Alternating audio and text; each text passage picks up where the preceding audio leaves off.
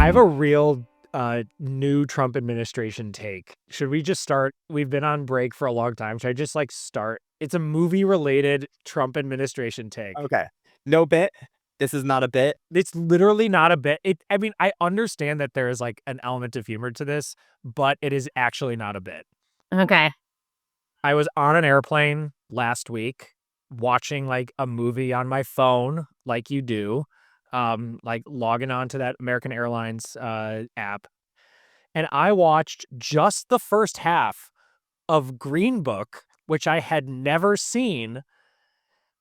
And let me say this. I have not read the articles explaining why it probably is very problematic yet. That's a really good first half of a movie. And I'm legitimately looking forward to watching a second half. Happy second Trump administration to you all. Wow. Oh, okay. And when Amelia Perez wins Best Picture this year, are you going to be jumping up and down saying, finally, they got it right again? Only in the third Trump administration. Have you both seen Green Book? No. Yes, I saw Green Book in theaters with my wife, and after it ended, both of us looked at each other and said, that was fun. And then I thought about it and then went, oh, wait, that's problematic. And then I started reading about it. You know what? Let's stop reading about movies. Let's stop listening to podcasts about movies. Get off your phones. Let's just enjoy movies or don't enjoy movies. Trump, second administration. I've burned my Social Security card. Let's go. Eli, that's how I intend to feel, which is I certainly don't think it's best picture worthy level good, but it's objectively fun and the performances are good and Viggo's having a ball. I haven't seen the second half, no spoilers, but who did it beat at the Oscars? Remind me. A Star is Born. Man. One of the greatest films of the 21st century. And honestly, that's what I wanted to win that year. Yeah. I think. What year was this? I'm gonna look at my list. Okay, let me see. 2019 movies. My favorite movie of that it's year. 2018, but it was 2019 2019 Oscars. Got it. Yeah. 2018, my movie of the year was Paddington 2. You want to hear my top 10 of 2018? This is fun. Yeah. Number 10, Black Klansman. Number 9, Leave No Trace. Number 8, Spider-Man Into the Spider-Verse. Number 7, Can You Ever Forgive Me? Number 6, Roma. This is the Roma year. Yeah. Number 5, If Beale Street Could Talk. Number 4, Hereditary. Yeah, baby.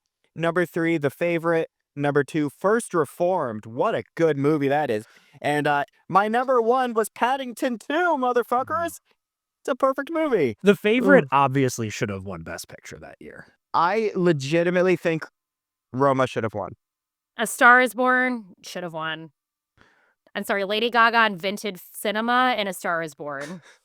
Invented. Yeah.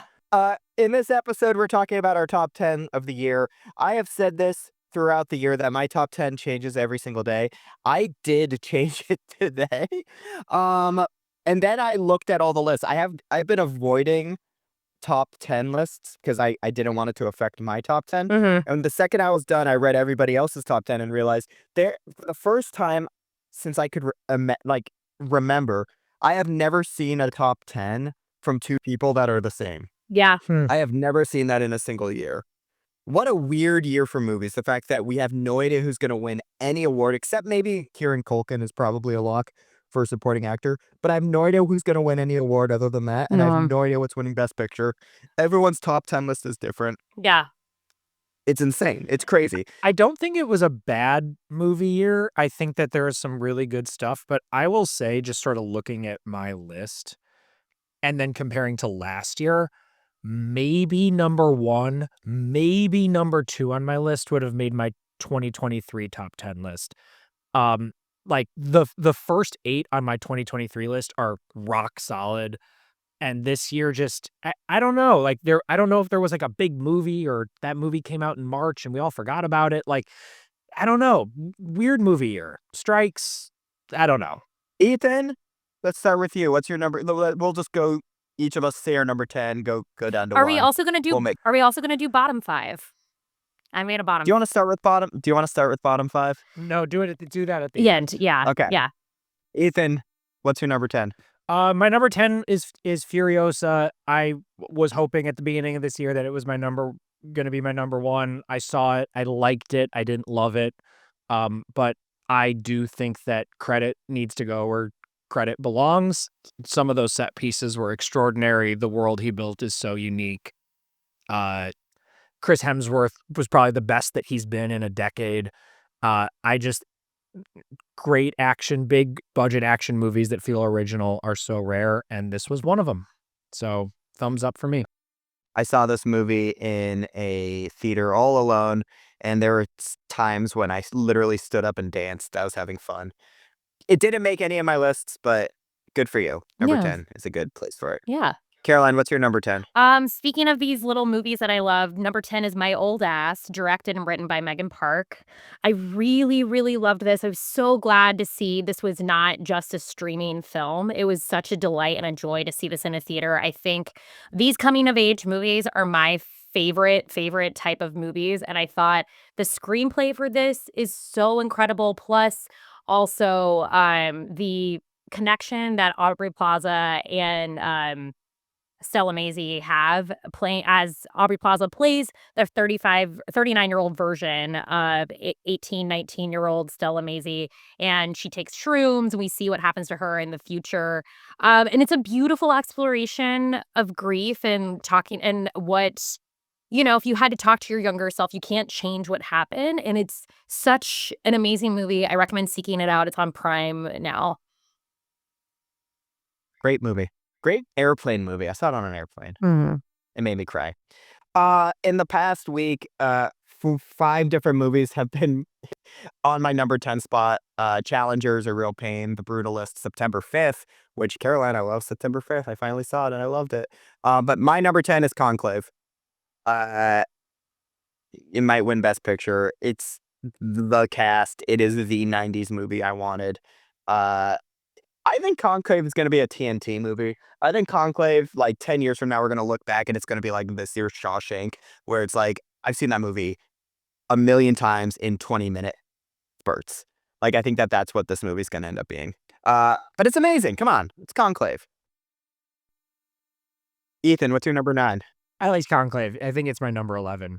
Uh, my number 9 is Civil War. Uh, Certainly, happy first day of the Trump administration to everybody.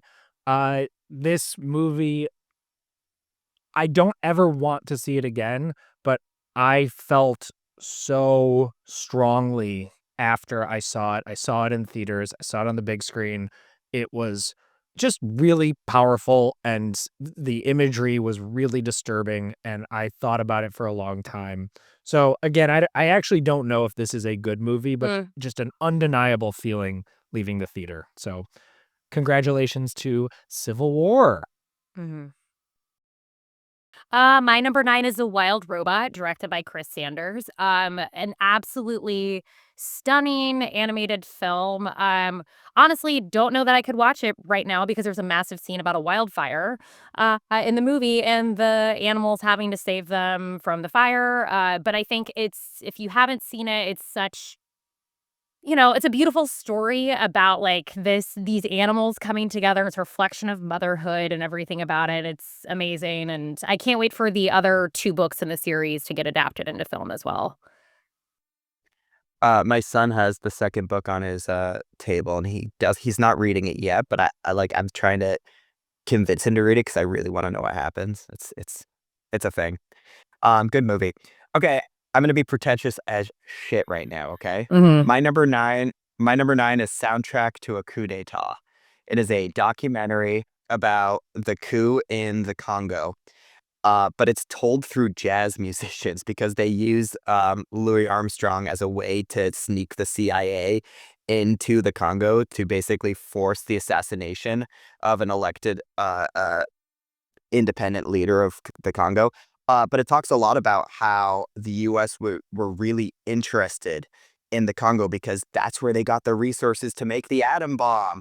Also, that's where they still use it for resources for Tesla and the iPhone. And to this day, it is really fucked up over there. And I like to consider myself an educated person. I didn't know this at all. I didn't know this story in any way. And it is fascinating. But you also get to see, Louis Armstrong, Dizzy Gillespie, Thelonious Monk. Like you see these really great jazz musicians, and the way it's filmed, it's a documentary. The way it's filmed is not necessarily ABC structure. It goes all over the place because the movie itself is jazz as you're watching these jazz musicians and as it's explaining the story. One of the the best documentary I've seen this year. One of the best documentaries I've seen in the last couple of years. It's a very underseen movie. It is very long, but I recommend seeking it out. I think it's on Apple TV. You can rent it.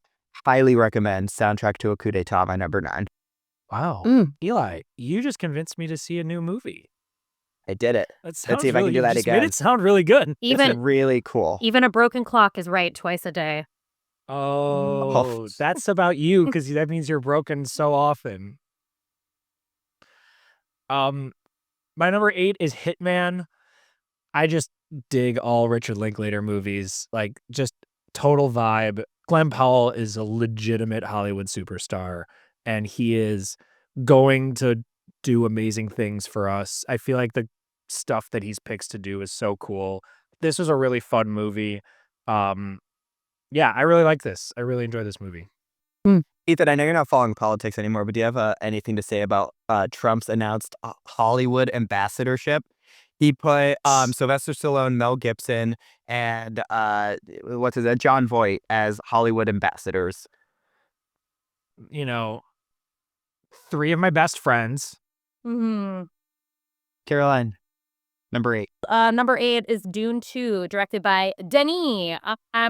There has been no greater cinema experience than watching Timmy ride that damn worm in IMAX 70 millimeter this year. It was so fun. And also a thing I really like about this franchise is that so many of the women are the ones who are driving the story, and they're not relegated to background, and playing typical roles of the brutalist. And I'm excited to see what continues to happen, and there's no one denying Timmy's a movie star, but also, like, what Denis did in this film, it's an incredible sequel, and I wish it was getting the attention it was deserving to get because it was an incredible cinema experience. Yeah, Ethan, I think you said like if Dune 2 came out last week, it'd be Best Picture. I think people forgot about it. I think they took it for I granted. I, like, Mhm. really think so, like, given the movies we're talking about right now, Mhm. like, Dune 2 is going to be on my list. It is certainly the best produced and created movie and directed movie of Mhm. the year. I don't even see how that's debatable. Yeah. Yeah. Um, I'll debate that later. Okay. My number 8. Okay, look, my top 10 list has been changing a lot. Uh, uh, David Lynch just died. I rewatched a lot of David Lynch movies the last couple days, and I started Twin Peaks. I'm halfway through season 2. Oh my god, I love it. It's actually kind of changed my life because of the line where Agent Cooper says, uh, "Let me tell you a little secret. Give yourself a little gift every day. It could be a little nap in your chair. It could be a new pair of shoes, or it Mhm. could just be a hot cup of black coffee." And literally, that changed my life, that line. Um, but anyway, all of this to say is my number 8 is I Saw the TV Glow, which Mm, I think is a very David Lynch movie that has stuck with me. mm. If you have not seen I Saw the TV Glow, it's Jane Sjogren's second feature movie. Go see it. It's great, especially if you grew up watching Snick or get excited when you hear the words "Are you afraid of the dark?" or "Buffy the Vampire Slayer," which obviously isn't Nick, but it has a lot to do with this movie. I Saw the TV Glow. Go see it.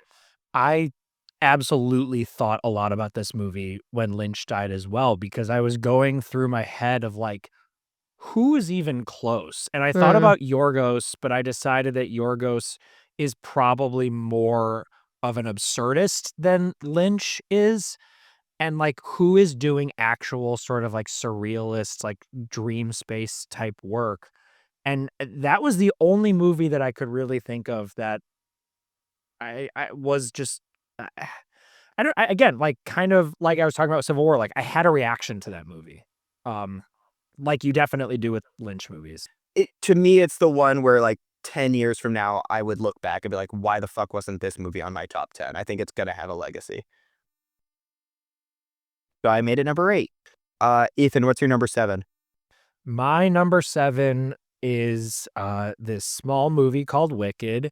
I imagine it will be showing up on some other people's lists later, Mhm. so I will I'll let them talk about it, but man, I worry that my Spotify Wrapped next year is gonna be a little too Wicked focused for my liking. Oh, Oh, this is your first dad Spotify rap. Oh, you're screwed. Yeah, Get I I know. ready. know. Get ready for them wiggles. Those wiggles are coming for your Spotify.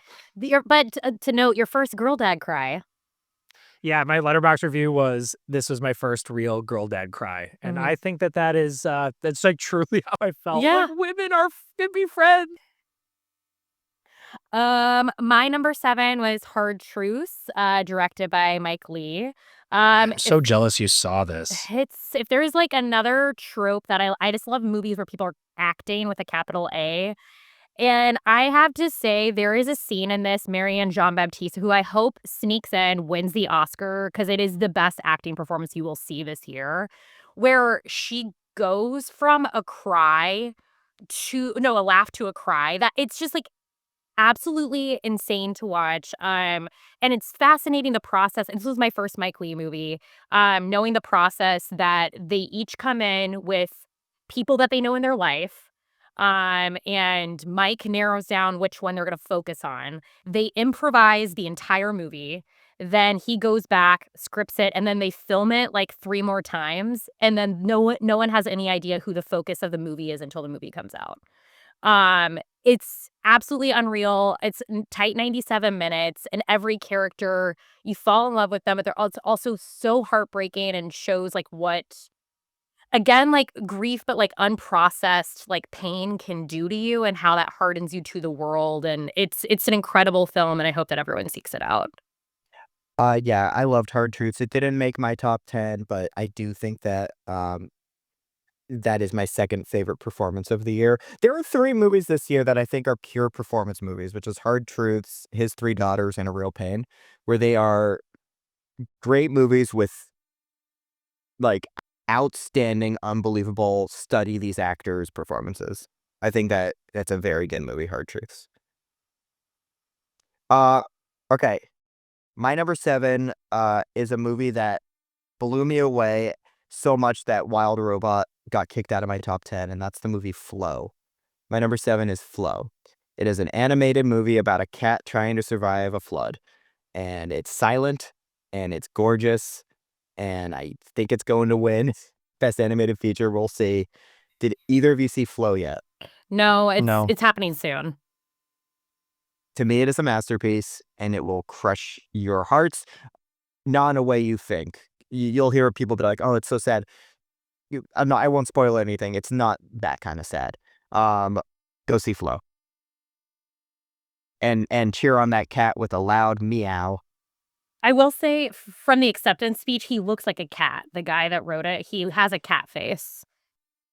The thing that people are, like, kinda stuck up on is the way it's animated is very I don't think I've ever seen an animation like this since I saw, like, a screensaver on a Windows 95 machine, like, it's Mm, animated in a very, like, early CGI way, but it's purposeful, so if you allow yourself to be taken by that, it's so good. Flow blew my mind. cool. I'm allergic to cats. Will I still like it? No, don't see it. Okay, cool. You'll be My sneezing the whole number time. You'll be sneezing the whole time. achoo, achoo, achoo, achoo. My number 6 is Rebel Ridge. I thought this movie just, like, fucking rocked, and one of those, like, you're halfway through it and you're like, "Is this movie amazing? Like, does Mhm. everyone else see how amazing this movie is?" And I would say not only does it deserve a place on my list, but it's like it's 2003 and you're gonna put Layer Cake on your top 10 list to say, "I'm investing in this actor, so I can tell you all I was there at the beginning," and that's what I'm doing with Aaron Pierre. Bond or not, like, that dude is going places, and this is the movie that made it happen. Welcome to my crush list, Aaron Pierre. So my top 6 has, like it's been very they're all, like, within, millimeters of each other, but, number 6, Nickel Boys, directed by Rimmel Ross. he needs to be in the directing conversation more. This should be winning cinematography. It's everything about this movie is incredible. The way that they shifted filmmaking just by using the camera differently is so remarkable. And I think especially like on a day like today, Martin Luther King Day, like talking about a movie like this, a story about two young boys who are at this reformed school that's based off a real school and where all this happened in Florida, where hundreds of Black students at that time were killed and then just buried in unmarked graves. But the way that the story is told from the first person POV, it takes a minute to lock, but once you're locked into this movie, it feels almost Tree of Life and the way that he told the story. And Anjanae Ellis Taylor, it's just such a crime. She's like also not in this conversation more because there is this scene where like she is to hug. I can't remember which of the boy. It's the other boy, not her son. But like the POV that it like takes you in through this, it like I've not experienced something like this in a movie in a while. And I really like recommend seeking it out. I'm so excited to see what movies he makes next because the way that he like has talked about the camera as like another character in this film was really remarkable and I can't recommend it enough. It's a terrible fucking choice. I know. My number 6 is Nickel Boys, directed by Ramel Ross.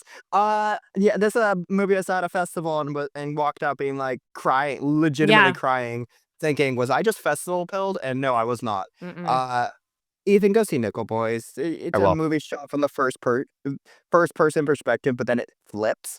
And then later you see a jump take to the future, and there's a scene in a bar that I can't stop thinking about. Yeah. It's one take shot in the bar, and it's to my point about like we've seen some great acting this year. It's probably the best acting I've seen.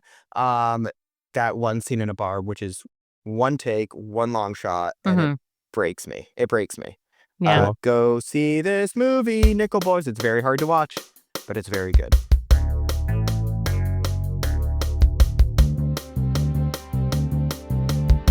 My number 5, top 5, y'all made it. Top 5. My number 5 is A Real Pain. Super Jewy, just like Judaism, Judaism, Judaism. I will never forget from my whole life when the character said, for those wondering, yes, I was in the Rwandan genocide, and Kieran Culkin goes, "Oh, snap." I thought that that was very funny. I think that the best part about this movie, though, is it absolutely justifies its existence as a film. And I think that sometimes smaller movies, um, they could be plays, they could be novels, and this needed to be a film and really justified why it needed to be put on film. So I really liked this movie. Yeah, great movie. Just outside of my top 10. I am obsessed with watching interviews with Kieran Culkin, um, and just knowing that there's a little animosity there, like knowing that they kind of hate each other. Yeah, Yeah, I went to a Q&A and Kieran was late. So, like, it had already started with Jesse and Jennifer Grey, and then he showed up, like, 5 more minutes, and he's like, "Oh, sorry." I was, like, waiting for my car, and you could tell Jesse was like, I want to scream," throughout the entire interaction. they're both so open about how like, yeah, Jesse Eisenberg. Like, I mean, he think about Jesse Eisenberg. He worked with like Fincher. Like, he knows like like directors who demand takes after takes after takes. And I think he came into this movie being like, "This is how it's filmed. I already have all the storyboards." And Kieran's like, "Yeah, my character wouldn't do that." And Jesse's like, "What? Mhm. What? What?" And then Kieran's like, "Yeah, I don't learn the lines. I can memorize it really fast. I see it, I read it, and then I see what my body will do." And I think I forget which one of you tweeted or texted us.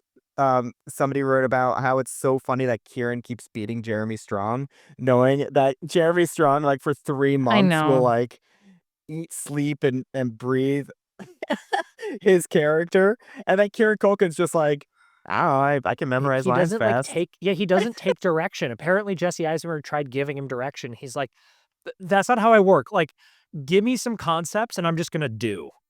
But it works for the character. Yeah, he's the Robert Downey Jr. of this year. It's so funny. Yeah, But I mean, it's undeniable, and yeah. like you could be mad at Kieran for like not taking director's notes, but he was right. Like, sorry, the movie's Mhm. great. Yeah. He's gonna crush dropping those 4 letters in Glengarry on Broadway. Just like, Oh, yeah. he is gonna crush it. God bless. Caroline, you're number My 5. number 5, Conclave, directed by Edward Berger. I gotta say, the daddies gossiping. We love the hallways. We love the one of the best hits of a vape pen I've ever seen on film. I have to say, 2024 was a year of normalizing vape pens on camera. I feel like it's the most I've seen vape pens like across the board. But I loved everything about this movie. It was a beautiful film. So much of the use of like the red, white, and black. It was all the intrigue I've been wanting. It was funny. Stanley's amazing. Rafe, I would love for you to sneak in and win Best Actor, especially since we've heard about some AI enhanced performances in the last 2 days. Uh, and I just think that this was a delightful, delightful film. I can't wait to see this over and over again. It gave Dan Brown in the best ways possible, and I really loved every second of it. Incredible screenplay. I hope it wins Best Adapted. I'm gonna be pretentious again and say a very small independent movie neither of you probably heard of. My number 5 is Dune 2. Hmm. It's actually a book adaptation. Oh. It's interesting how he did it. Dune 2, I watched it. I think we like it started a conversation of like, is this one of the better sci-fi sequels to ever exist? Like it's to me, it's an Empire Strikes Back like level of sequel. It's perfectly filmed, perfectly acted. No one's talking about Austin Butler. My poor little Ah, Austie he's so Butts. good. You guys, Dylan kills Elvis in this movie, and we're not talking about it. I know. All right. Dune 2 is great. Go see Dune 2. My number 4, just sticking with the Zendaya train, is Challengers. I, like, really almost bumped this up to number 1 10 minutes before this podcast. I think that in 20 years, when we record when this is released and then we're recording the 20-year Mhm. retrospective of 2024, I do think that Challengers will find its way to be number 1 on my list. It's just the movie, it was just like, please, please make more movies like this that are just, like, fun and bonkers and sexy and have a point of view. Rules. This movie rules. This is the one. So there's two soundtracks that I legitimately listen to: Challengers and The Brutalist. Mostly because, spoiler alert for The Brutalist, it ends on like a bop of a synth song. Mm. You're like, what? That's the song? But yeah, Challengers is a perfect soundtrack and just good Yeah, all I around hope they movie. win. I think they're gonna win, the Yeah, 2 of them. I'll reserve my thoughts. You'll hear some more soon. Can't wait. Okay. But speaking of soundtracks, number 4, Wicked, directed by John M. Ah. Chu. Ah! Now, Ooh, that's the original. I That wasn't the movie one. well, okay. Well, I can't do Cynthia Erivo. But, as a lifelong theater girl, and then this coming out when I was a sophomore in high school, had every expectation of this to be dog shit. I was ready for this movie to be terrible. There was no way it could capture the magic of what it did and does on stage and continues to do on stage. And it did. It was incredible. I sobbed. I saw it the day before opening and not knowing that the cameo with Kristen and Idina was coming, and it just really it captures the magic times 12. Jonathan Bailey, it needs to be in every film possible. But the movie does not work without Cynthia and Ariana at the center of it all, and they really carry the story. I will likely be seeing it a 4th time this week. I'm gonna see it every week that I can until that my AMC A-list will allow me because it's incredible, and I can't wait for Wicked for good. Eli, what's your number 4? Why, Caroline, my number 4 is Evil Does Not Exist. A movie Mm. that I will never understand is not on everyone's top 10. I will never understand how this is not in the best foreign language conversation. Uh, it's a movie that I saw in a festival, yes, and I was festival pilled by it. But it's also a movie that when it ended, I very loudly shouted out, "What?" And then the theater erupted What? into applause as we all sat there quietly saying, "What the fuck just happened?" And then I'm guessing everyone in that theater went and Googled what does that ending mean, and then read about a metaphor about capitalism and totally got it. and this movie has stuck with me. There are scenes in this movie, a very, very quiet movie about a very small village of not a lot of people, and a company comes to basically buy land to create a bed and breakfast type deal, like an Airbnb type, Verbo type resort, and them all saying, well, but then like we don't have water, we don't like the sewage won't work out, and how this they try to stop this from happening. It's very metaphorical. It's very slow. It's absolutely a movie where you need to not be on your phone swiping through TikTok or whatever communist TikTok there is, and actually watch the movie. Um, it stuck with me, and for a little while there, it was my number one. I think it's a beautiful movie. I think it's a masterpiece. This director has never made a bad movie. Um, this is one of my favorite ones, even more so than Drive My Car, which I found boring. Uh, Go See Evil Does Not Exist. Cool. My number 3 is this teeny tiny little movie called Dune 2.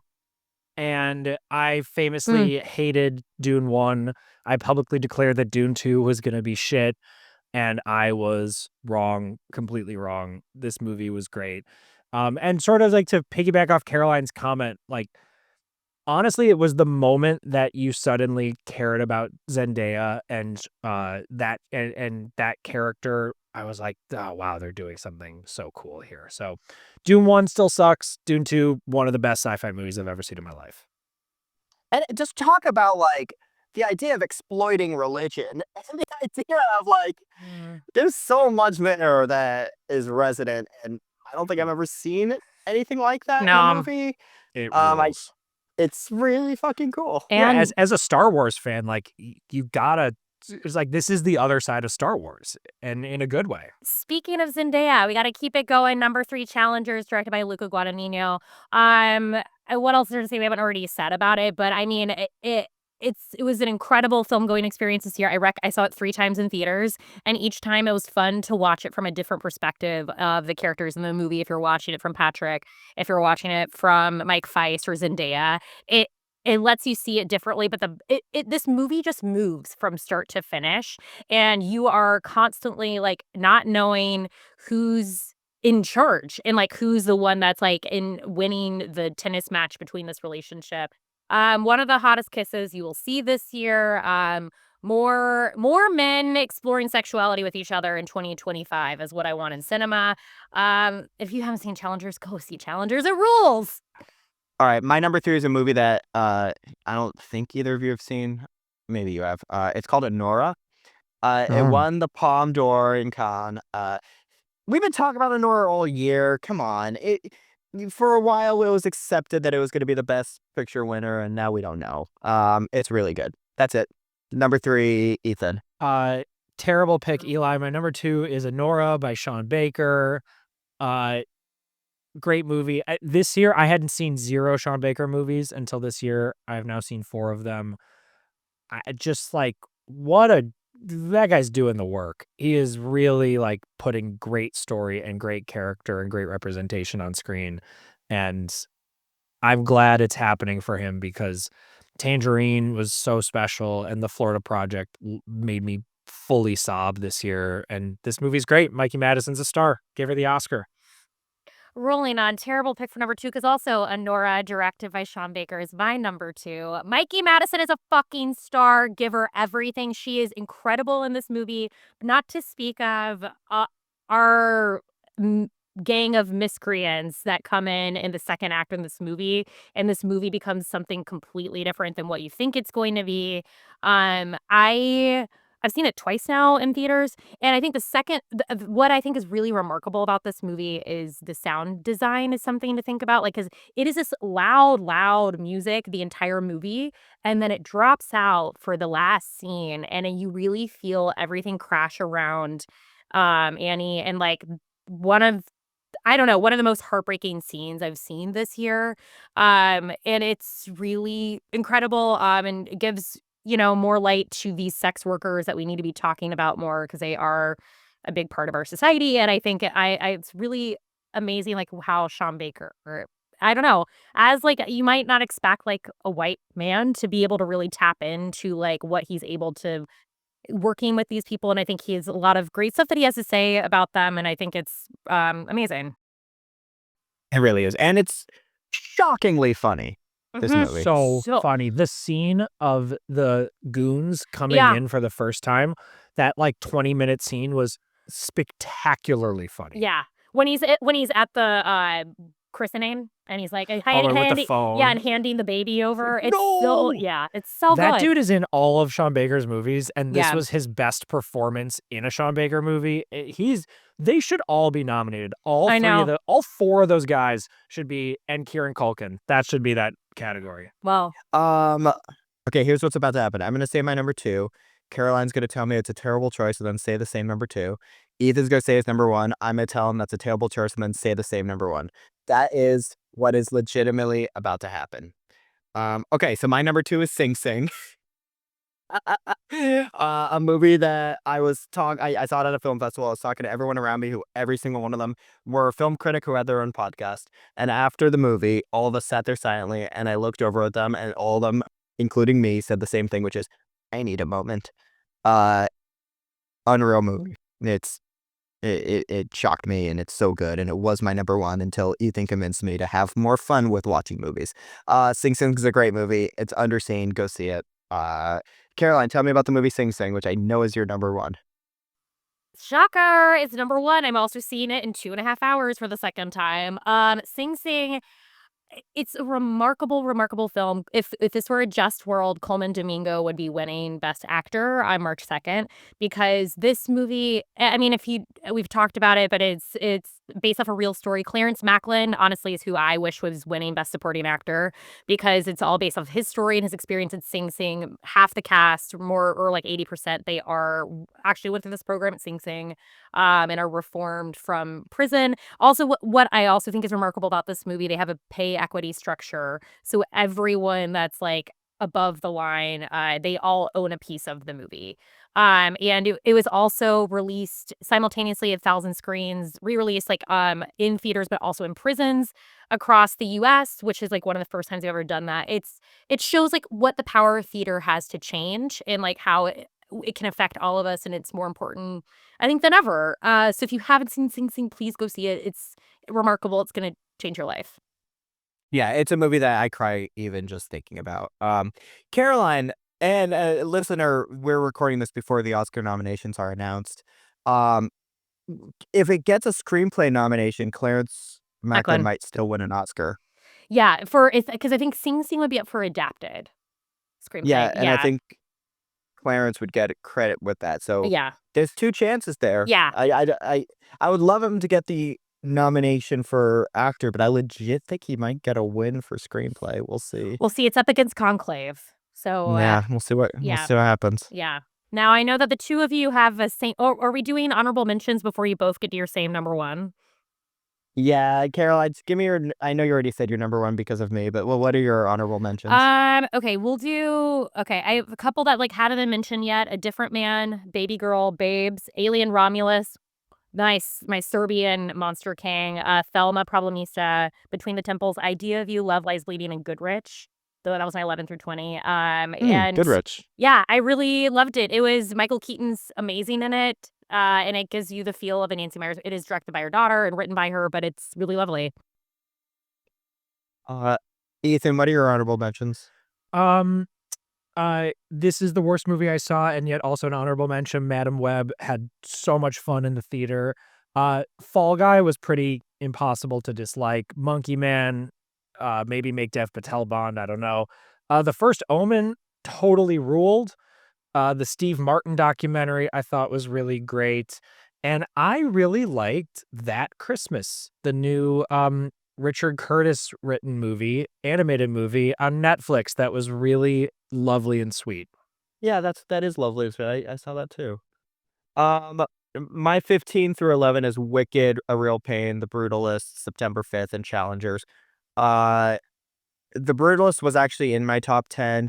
I didn't take it out because of the AI thing. I took it out because I found myself actively rooting against it, even though I kind of liked the movie. So I took it out. Uh, I want to call out movies that I don't think anyone's talking about. So Last Stop in Yuma County is a very small Quentin Tarantino-ish movie that I loved. It's about a bunch of people are stuck at a gas station waiting for gas, and so they go to the diner, and then two of them are bank robbers. And how do they get out of that situation? Uh, it's a really cool movie. Last Stop in Utica County. Strange Darling is a movie I talked about on this podcast. A movie called Ghostlight, which is a Oh, yeah. great double feature with Sing Sing about a construction worker who decides to do Shakespeare. A movie called Gasoline Rainbow about a group of kids who just want to go to a party. But it's filmed by documentary folk, but it's a narrative, but it might be non-scripted. You don't know. It's really cool. It's a movie. Gasoline Rainbow is a movie I saw and then said, I want to see every movie by this director, and I went out. Ethan, do you want to say our number one at the same time? 1, 3, 2, 2, 3. 1. The Deadpool and Wolverine! No, substance. Deadpool and Wolverine! Okay, yeah, The Substance. The Substance is our number one. We've been talking about all. Look, I don't need subtlety in my movies. I put Evil Does Not Exist, the most subtle of subtle movies, in my list. Great. Now I just want to see a fucking monster movie. The Substance is my number one. I saw Michael Jordan play basketball in the 90s.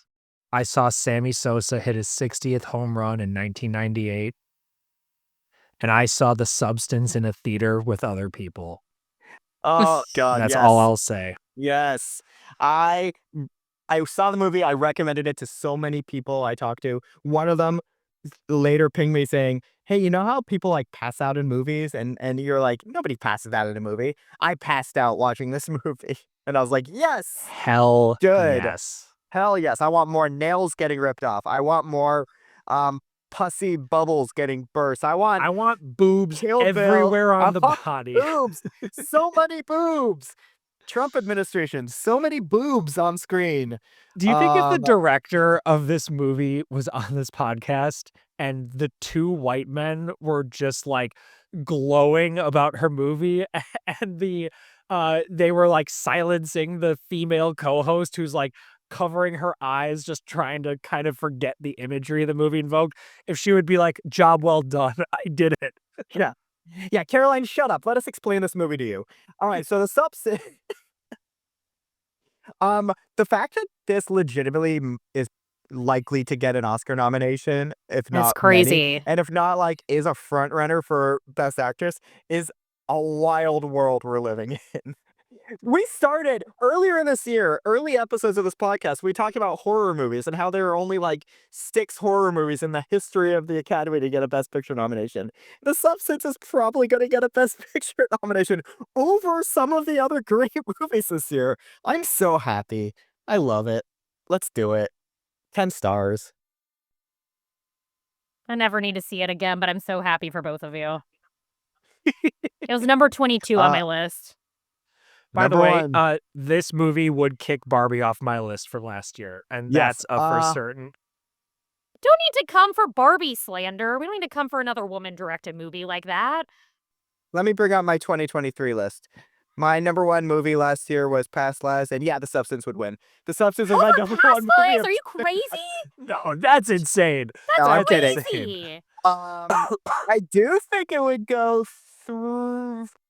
So, Past Lives number 1, Oppenheimer number 2, Anatomy of the Fall number 3, and then I would put The Substance, and then The Holdovers, and then Killers of the Flower Mode. That's how my list would go if this came out last year. Substance would be number 10 for me, but and then maybe Anora would sneak on too. Maybe. Interesting thing, if this was last year and David Lynch still died, I think Fallen Leaves, which was my number 9 last year, I think they'd be way higher up. I think Fallen Leaves would have Yeah, climbed up Fallen Leaves was pretty so high. good. It's very good. All right. Anyway, Caroline, what was your bottom 5, just so I know it? Bottom 5. Okay, tied for number 5, Mean Girls the Musical and Amelia Perez. Number 4, Blitz. 3, Saturday Night. 2, Kinds of Kindness, and a movie I am tired of us talking about because it was so bad. I can't wait for Ryan Murphy to do his feud about it. It Ends With Us. Oh, that'd be fun. Feud, It Ends With Us. Yeah, that I'm at this into it. point, I can't wait for Ryan because it's so stupid. We're talking about a movie that was so bad and egregiously talking about domestic violence. Enough. I'm tired of hearing about it. So my bottom 5 are 5 different movies that are all the same movie. It's Megalopolis.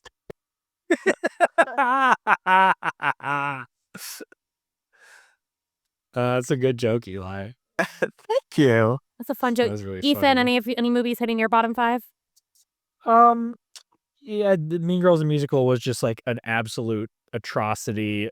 Madam Web was one of the worst movies I've ever seen. The J-Lo movie, This is music me video. now. I really thought Immaculate was pretty bad. Trap is the best Oh, Trap was 1.5 so star fun. movie I've ever seen. Oh, I love Trap. It's not. It's a terrible movie. It was so but fun. It wasn't. Deadpool and Wolverine, I think, is speaks to the end of cinema. And Juror number 2 was so damn boring. But it might. Shut up. No. They almost made my top No. 20. Juror number 2 might get nominated for Best Picture.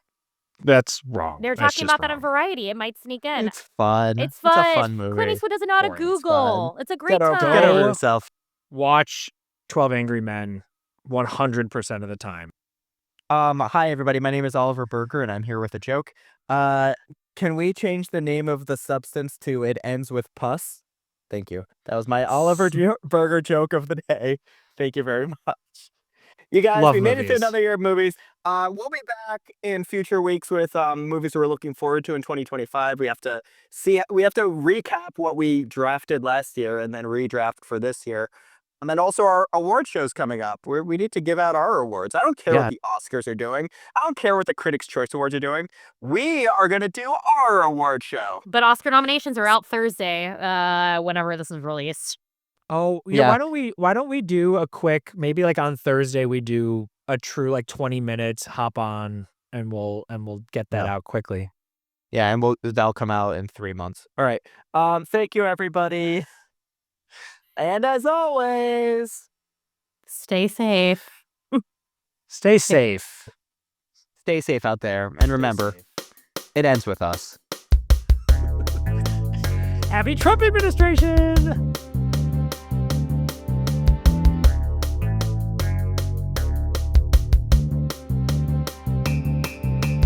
Hi, George. George, what's your top 5? I know his top 5. Do you want to hear my son's top 5? Yeah, I'd love to. Have him say it. George, what George, do you remember your top 5 movies that you saw this year? Okay, he doesn't remember. His number 5 was Moana 2. No. Sorry, his number 5 was, oh, God, I don't remember. I remember his number 1 is Sonic 2. His number 2 was Sonic 3. His number 2 was Moana 2. His number 3 was Inside Out 2. His number 4 was Labyrinth, which he saw in theaters. Cool. And his number 5 was Wild Robot. There you go. George, that's a great top 5. Good list.